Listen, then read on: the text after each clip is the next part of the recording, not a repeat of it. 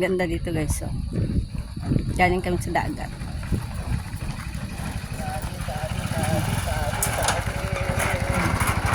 Yan yung tricycle namin. Nahuna na sila. Lakad lang ako. Kasi nga, dyan, pagtaas dyan, hindi kaya ng tricycle. Lalakad na naman.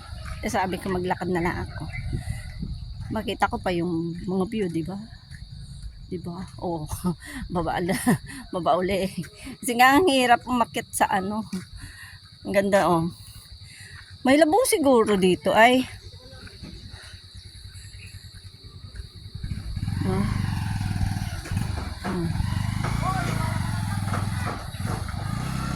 Ang pangit kasi ng daan papuntang dagat, oh.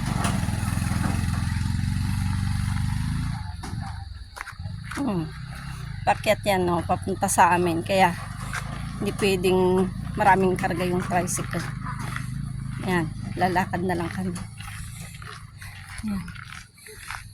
Diba? Malapit lang naman kung tutuusin papuntang dagat. Kasi nga lang, mga tamad.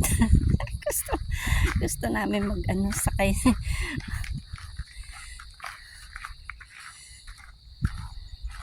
Hindi naman nagsiligo. Lang, nagtampisaw. Tapos, sa bahay din naman maliligo lahat.